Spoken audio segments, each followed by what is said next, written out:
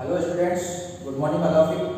I am here, Pansar, to teach you science subject of 10th class.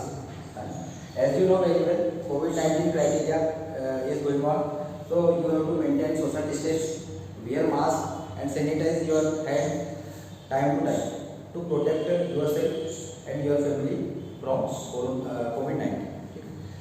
Yes, it is our first subject, beta. First subject chemical reaction. What is the name of first subject? First chapter, that is chemical reaction and equation. ठीक है? Chapter 1 it is. Chapter 1 chemical reaction and equation. Okay. So we are going to start our introductory part of chemical reaction and equation. See, what happens when? क्या होता है जब milk is left at room temperature during summer? गर्मियों में दूध को है ना कमरे के तापमान पर खुला छोड़ दिया जाए तो क्या होगा? कमरे का तापमान रूम टेम्परेचर क्या होता है? रूम टेम्परेचर होता है 25 डिग्री सेल्सियस या फिर उससे ज्यादा जनरली. ठीक है. सेकंड, इस पर आपको विचार करना है कि milk is left at room temperature during summers तो क्या होगा. हम बात करेंगे, पहले इन सभी पॉइंट्स की बात कर रहे हैं, उसके बाद ये चर्चा करते हैं क्या होगा. An iron tawa pan layer is left exposed to humid atmosphere. नमी वाले वातावरण में यदि हम लोहे से बनी हुई वस्तुओं जैसे नेल है, पेन है, तवा है, ये सब क्या होते हैं? लोहे से बने होते हैं, आयरन से बिल्डअप होते हैं. ठीक है. तो इनमें क्या परिवर्तन आता है? ठीक है. Grapes get fermented. जब ग्रेप्स को क्या किया जाता है? सप्रेस किया जाता है तो क्या होता है? ठीक है. इसी प्रकार आप देखें फूड इज फूड. भोजन जब पकता है तो क्या होता है? Food gets digested in our body. हम खाना खा लेते हैं, जब हम हमारे पेट में जो भोजन जाता है तो भोजन का पाचन किस तरह से होता है? And we respire. ऑब्वियसली बिना सांस लिए तो हम रह नहीं सकते. हम क्या करते हैं? ऑक्सीजन लेते हैं और कार्बन डाइऑक्साइड छोड़ते हैं. तो क्या क्या परिवर्तन होते हैं आप सभी देख सकते हैं. इसमें मिल्क जनरली क्या होता है? फट जाता है. गर्मियों के समय में मिल्क दूध जो है फट जाता है. ठीक है. और आयरन जो अपना अस्तित्व खो देता है, जो ओरिजिनल उसका अस्तित्व है, एग्जिस्टेंस है, वो क्या हो जाता है? खो जाता है. मतलब क्या होता है? उस पर जंग लग जाता है. ग्रेप्स गेट फर्मेंटेड मतलब क्या होता है? वो किसमिस बन जाता है. ठीक है. उसके अंदर का जो रस है वो निकल जाता है. Food is cooked fruit. जैसे हम कच्चे चावल ले लें या गेहूं लेते हैं, गेहूं की जो रोटी होती है ना, उसका आटा बनता है, फिर हम रोटी बनाते हैं तो कितना वो स्वादिष्ट हो जाता है. Food gets digested in the body. हमारे शरीर में भोजन पच जाता है, क्योंकि हम तो क्या है भोजन के बड़े बड़े कोट खा रहे हैं, लेकिन उसके बाद में वो भोजन पूरा बारीक हो जाता है और उसमें से जो भी विटामिन प्रोटीन हमारे शरीर के लिए आवश्यक है वो चीजें हमें मिल जाती है. हम रिस्पायर करते हैं. तो इन सभी चीजों में क्या हो रहा है? इन सभी चीजों में आप देखेंगे कि जो मेटर है, जो पदार्थ है, पदार्थ का नेचर और आइडेंटिटी दोनों बदल रहे हैं.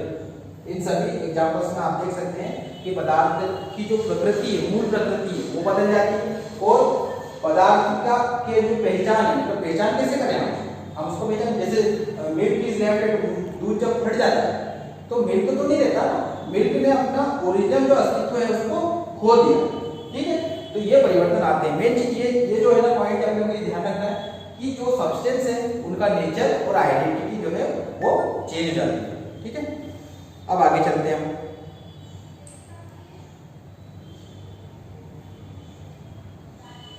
पॉज कर दें.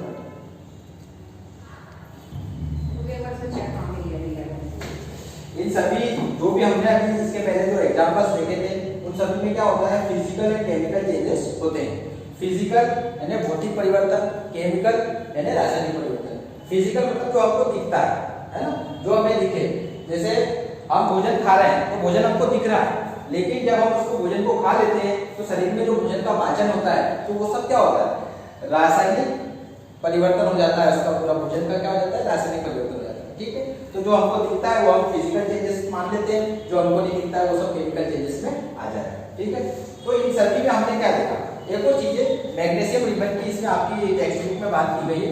जब हम मैग्नीशियम रिबन को बर्न करते हैं, ठीक है, तो क्या होता है? मैग्नीशियम रिबन क्या है? मैग्नीशियम रिबन एक थोड़ा सा अंडरलाइन कर लें आप सभी। मैग्नीशियम रिबन मैं लिख भी देता हूँ। मैग्नीशियम रिबन क्या होती है?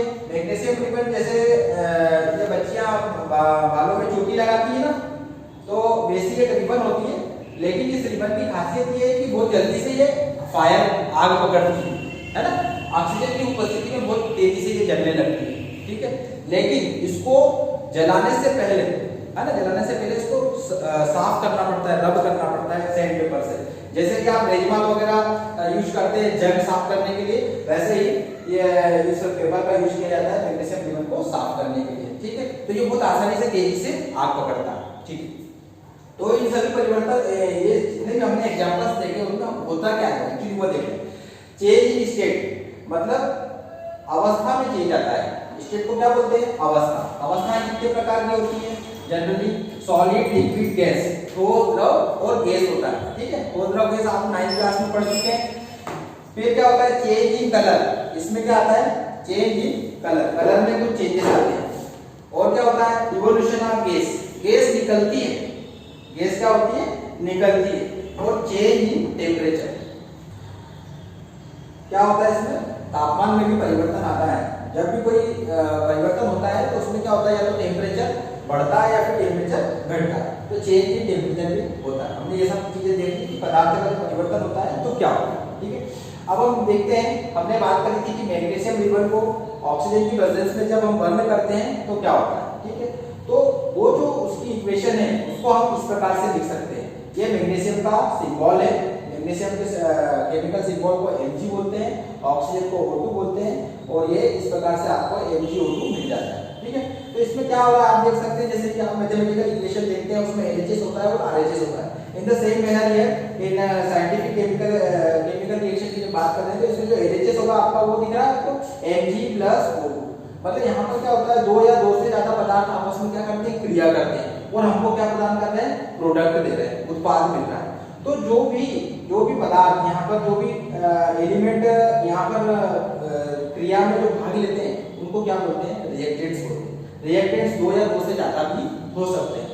और जो हमको RHS में जो भी मिल रहा है वो प्रोडक्ट है, ठीक है। यहाँ पर हम कह सकते हैं कि हमारे लिए क्या हो जाएगा? LHS हो जाएगा और ये क्या हो जाएगा? RHS हो जाएगा। तो इसमें आप क्या देख रहे हैं? इसमें आप देख रहे हैं कि जो आपका प्रारंभिक पदार्थ है, जो रिएक्टेंट्स है, वो क्या हो रहा है? परिवर्तित हो रहा है, ठीक है। ये चेंजेस किसमें आते हैं? रिएक्टेंट्स में चेंजेस आते हैं। और ये तीर का निशान क्या शो कर रहा है? तीर का निशान शो कर रहा है कि उस तरफ पदार्थ बन रहा है और इस तरफ क्या है? रिएक्टेंट है, इस तरफ क्या है? प्रोडक्ट है। तो इस प्रकार से आप एक केमिकल इक्वेशन को फ्रेम कर सकते हैं जो कि आपके सामने आ रही है। Now we are going to read about balance chemical equation. कोई भी जो केमिकल इक्वेशन होती है वो जब बैलेंस नहीं होती है तो उसको क्या बोलते हैं? स्कैटर केमिकल इक्वेशन बोलते हैं। स्कैटर केमिकल इक्वेशन जो भी होती है उसको हमको क्या करना पड़ता है? बैलेंस करना पड़ता है। तो इस टॉपिक में हम क्या सीखेंगे कि किस प्रकार से केमिकल इक्वेशन को बैलेंस करते हैं। तो हम फॉर एग्जांपल यहाँ पर हमारे सामने केमिकल इक्वेशन दिख रही है जिसमें आप देख सकते हैं ये क्या है? आयरन है, ये है वाटर, ये Fe3O4 है, फेरिक ऑक्साइड है, और ये हाइड्रोजन है। तो यहाँ पर हमको ये देखना है कि ये क्या ये केमिकल इक्वेशन बैलेंस है। तो इसके लिए हमें देखना पड़ेगा कि जो नंबर ऑफ एटम है रिएक्टेंट में, ये क्या कहलाता है? रिएक्टेंट कहलाता है। आप सभी देख चुके हैं यहाँ पर ये रिएक्टेंट है और ये क्या है? प्रोडक्ट है। तो हमें क्या देखना है कि जो एलिमेंट के जो नंबर ऑफ एटम है वो क्या है? वो सेम एक ही नहीं है, दोनों तरफ देखें, LHS में भी देखें और RHS में भी देखें। तो इसके लिए हमने एक टेबल बनाई हुई है, यहाँ पर आप देख सकते हैं। सबसे पहले हमको देखना है कि इसमें इस पर्टिकुलर केमिकल इक्वेशन में एलिमेंट कितने आ रहे हैं, कौन कौन से एलिमेंट आ रहे हैं, आप उसको आइडेंटिफाई करें और इस प्रकार से आप उसको टेबल में लिख सकते हैं। तो सबसे पहला एलिमेंट आपको यहाँ दिख रहा है Fe, आयरन दिख रहा है, आयरन आपने लिख लिया। फिर आपको दिख रहा होगा हाइड्रोजन, हाइड्रोजन लिख लें। फिर उसके बाद आप लिख लें ऑक्सीजन। अब आप देखें कि number of atom in reactant में आपके एटम कितने आ रहे हैं वो देखिए आप। तो ये हमारा रिएक्टेंट है, रिएक्टेंट में आप देखेंगे तो Fe कितना आ रहा है? Fe के कितने एटम आ रहे हैं? 1 आ रहे हैं। हाइड्रोजन के कितने एटम आ रहे हैं? 2 आ रहे हैं। ऑक्सीजन के कितने एटम आ रहे हैं? 1 आ रहे हैं, ठीक है। इसी प्रकार आप number of atom in product देख सकते हैं। आयरन के कितने एटम आ रहे हैं? 3 आ रहे हैं। ऑक्सीजन के कितने एटम आ रहे हैं, 4 आ रहे हैं, और हाइड्रोजन के कितने आ रहे हैं, 2 आ रहे हैं। तो इस प्रकार से हम देखते हैं कि यहाँ पर जो नंबर ऑफ एटम है रिएक्टेंट और प्रोडक्ट में वो सेम नहीं आ रहे हैं। अब यहाँ पर क्या आ रहा है, 3 आ रहा है, यहाँ भी 3 आना चाहिए था ना। अब ये हाइड्रोजन के केस में हम देखें तो हाइड्रोजन तो बैलेंस है, लेकिन ऑक्सीजन बैलेंस नहीं है। रिएक्टेंट में भी इसको क्या आना था, यहाँ पर नंबर ऑफ एटम 4 होना चाहिए। तो इसके लिए हम क्या करेंगे, हम अपनी जो रिएक्शन है उसको ध्यान से देखेंगे और हम उसमें क्या मैनिपुलेट कर सकते हैं वो देखेंगे। तो सबसे पहले हम देखते हैं Fe प्रोडक्ट में कितना आ रहा है, 3 आ रहा है। तो हम क्या करेंगे, इसके लिए 3 का मल्टीप्लाई यहाँ पर रिएक्टेंट में फर्स्ट एलिमेंट में कर देते हैं। तो इस प्रकार से हमको क्या मिल जाता है, 3Fe मिल जाता है। और हम ये देख रहे हैं कि जो रिएक्टेंट में आयरन के जो नंबर ऑफ एटम है वो और प्रोडक्ट में आयरन के नंबर ऑफ एटम दोनों सेम हो गए हैं। दिख रहा है आपको, ये 3 है और यहाँ पर भी आयरन 3 हो गया है। ठीक है, इसके बाद हम बात करें ऑक्सीजन की बात करें तो ऑक्सीजन कितना हो रहा है, यहाँ पर 4 हो रहा है। ठीक है, लेकिन रिएक्टेंट में कितना आ रहा है, अपना 1 आ रहा है। तो इसके लिए हम क्या करें, क्या देख सकते हैं आप, ऑक्सीजन यहाँ पर 4 है। अब ऑक्सीजन को 4 बनाने के लिए हमने क्या किया है, हमने यहाँ पर 4 का मल्टीप्लाई कर दिया। ठीक है, ये 4 का मल्टीप्लाई हमने यहाँ पर कर दिया। इस प्रकार से हम देख रहे हैं कि ऑक्सीजन जो है यहाँ पर 4 हो गया है, यहाँ पर रिएक्टेंट में। साथ ही साथ में प्रोडक्ट में भी ऑक्सीजन की संख्या कितनी दिख रही है, 4 दिख रही है। ठीक है, अब नंबर ऑफ हाइड्रोजन देखें आप कितने हो रहे हैं, नंबर ऑफ हाइड्रोजन देखें 4 2 जा 8 हो जाएगा। यहाँ पर दिख रहा है आपको 4 2 जा 8, इससे कोई फर्क नहीं पड़ता है। जो फाइनल टेबल आपकी बनेगी उसके अंदर आप देखेंगे कि नंबर ऑफ एटम तो रिएक्टेंट है और जो नंबर ऑफ एटम प्रोडक्ट में है वो दोनों क्या है, सेम हो गए। यदि हमारे नंबर ऑफ एटम रिएक्टेंट और प्रोडक्ट दोनों में सेम हो जाते हैं तो हम क्या कहते हैं कि हमारी इक्वेशन जो है बैलेंस हो गई। ठीक है, और जब इक्वेशन बैलेंस हो जाती है उसके बाद में हमको उसकी अवस्था भी बताना पड़ती है, हर एक एलिमेंट की अवस्था बताना पड़ती है। जैसे हमने बताया यहाँ पर रिएक्टेंट में हमारे पास में 2 एलिमेंट है। अब ये आयरन क्या है, आयरन सॉलिड है। आयरन क्या है, सॉलिड है, ठोस है, इसलिए उसके लिए हमने यहाँ पर यूज किया है सिंबल S। और ये H2 क्या है, H2 यहाँ पर गैस है। आप जानते हैं कि पानी को गर्म करते हैं तो वाष्प के रूप में आसमान में उड़ जाता है, तो ये यहाँ पर पानी का हमने एज ए गैस यूज किया हुआ। और ये Fe3O4 ये भी सॉलिड है, इसलिए हमने इसको सॉलिड लिखा है। और hydrogen gas as you know very well, जो गैस होती है वो हाइड्रोजन होती है। एक यहाँ पर आपको देखने में ये बात आ रही है, कुछ एलिमेंट आपके H2O2 Cl2, इसको क्या बोलते हैं, ये डायटोमिक एलिमेंट है। डायटोमिक एलिमेंट क्या होते हैं, डायटोमिक एलिमेंट वो होते हैं जिसमें आप देखेंगे कि हमेशा आपको 2 दिखता है। जैसे अब ये हाइड्रोजन H2 कैसे बना, हाइड्रोजन जो है सबसे पहले केमिकल टेबल में सबसे पहले आता है, इसका जो एटॉमिक नंबर होता है 1 होता है। ठीक है, इसका एटॉमिक नंबर क्या होता है, 1 होता है। हाइड्रोजन का एटॉमिक नंबर होता है 1। ठीक है, लेकिन इसको फुलफिल होने के लिए इसका एटॉमिक नंबर क्या होना चाहिए, 2 होना चाहिए। तो इसके लिए क्या करता है, ये स्वयं से है ना, हाइड्रोजन खुद से जुड़ता है, हाइड्रोजन खुद से जुड़ता है। ये वाला हाइड्रोजन इस हाइड्रोजन को एक एलिमेंट दे देता है, एक एटम दे देता है, और ये वाला हाइड्रोजन इस एलिमेंट को एक एटम दे देता है। इस प्रकार से आपको क्या मिलता है, H2 मिलता है। In the same manner O2 बनेगा, in the same manner Cl2 बनेगा। O की बात करें तो O क्या हो जाता है, O प्लस O, इस प्रकार से आपको O2 मिलता है। और Cl प्लस Cl आपको क्या मिलता है, Cl2 मिलता है। तो ये डायटोमिक एलिमेंट है, तो जनरली आपको केमिकल इक्वेशन में इस फॉर्म में दिखेंगे, देख सकते हैं आप। ठीक है, ओके स्टूडेंट्स, आपको अब इसमें क्या करना है कि आपके पेज नंबर 6 के क्वेश्चन दिए हैं वो आपको सॉल्व करना है, वो आपको लिखना है। इसके आंसर्स आपको व्हाट्सएप ग्रुप में सेंड कर दिए जाएंगे। साथ ही साथ में हमने आपको बैलेंसिंग करना सिखाया है, तो बैलेंस केमिकल इक्वेशन कैसे करते हैं वो आपके लिए होमवर्क ये भी देख सकते हैं आप। इसमें आपके सामने मैंने 4 केमिकल इक्वेशन दी हुई है जिसको कि आपको क्या करना है, बैलेंस करना है। बैलेंस करने के लिए क्या करेंगे, पूरी मेथड आपको अभी मैंने समझाई हुई है, आप खुद भी बुक में से पढ़ के समझ सकते हैं उसको, और ये आपका होमवर्क है, इसको आपको 2 दिन में कम से कम कंप्लीट करके रखना है। पेज नंबर 6 के जो क्वेश्चन है वो, और साथ ही साथ ये केमिकल इक्वेशन है। ठीक है, केमिकल इक्वेशन में यदि बैलेंस करने में आपको कोई प्रॉब्लम आती है तो आप व्हाट्सएप में चैट के माध्यम से क्वेश्चन पूछ सकते हैं या कॉल करके या समझ सकते हैं। Okay, thank you.